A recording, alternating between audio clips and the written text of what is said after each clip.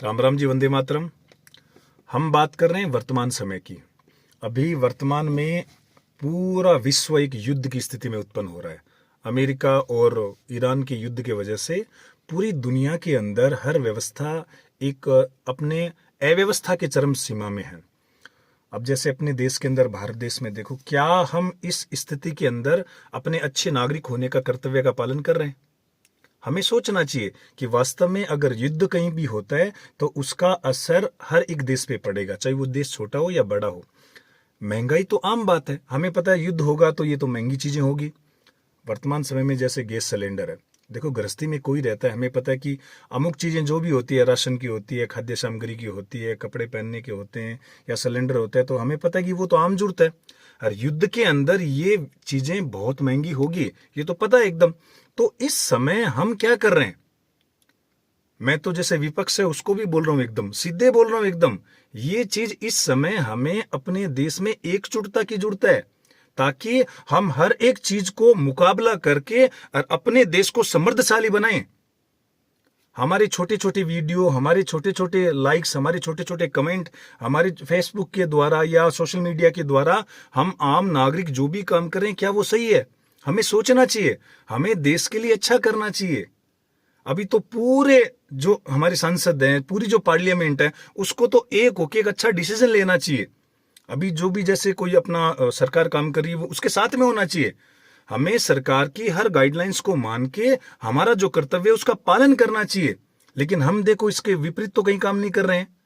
Cylinder 10 रुपए, 20 रुपए, 100 रुपए, 200 रुपए अगर महंगा हो जाए, अगर वो लेट सेट हो, हमें पता है कि वो तो कोई बनता तो है नहीं, उसमें समय लगता है। तो हमें इस समय इस प्रकार की व्यवस्थाओं को ध्यान में रखना चाहिए कि बाय द वे ऐसी कोई कंडीशन हो जाए तो हम उससे किसे निपट सकते हैं, हमारे जीवन को अच्छा कैसे बना सकते हैं, हमें उस और ध्यान विशेष देना चाहिए। जिस हिसाब से अभी कंडीशन चल रही है युद्ध की, तो हो सकता है ये आगे और भयानक परिणाम हो। अभी तो कुछ नहीं है, हमें इससे ज्यादा भयानक परिणाम देखने को मिल सकते हैं अगर समय पे युद्ध नहीं रुका तो हमें अपने देश के लिए अच्छा काम करना चाहिए। अभी हमें जात पात, ऊंच नीच, धर्म, इन सबसे एकदम हटना चाहिए। हमें अभी हमारा कर्तव्य होता है कि हम, जैसे मैं भारत देश का नागरिक हूं, तो मुझे राष्ट्रहित के लिए बस सोचना चाहिए कि वास्तव में मैं देश के लिए कैसा सोचूं।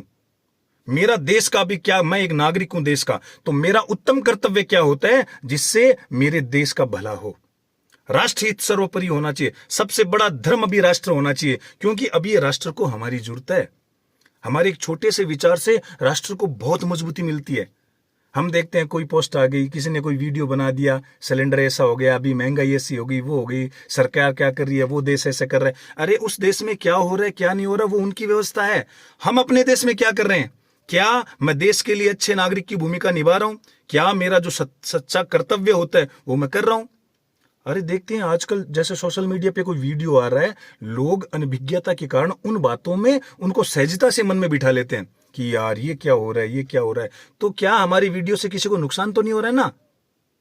आप ऐसा काम कीजिए जिससे देश को ताकत मिले।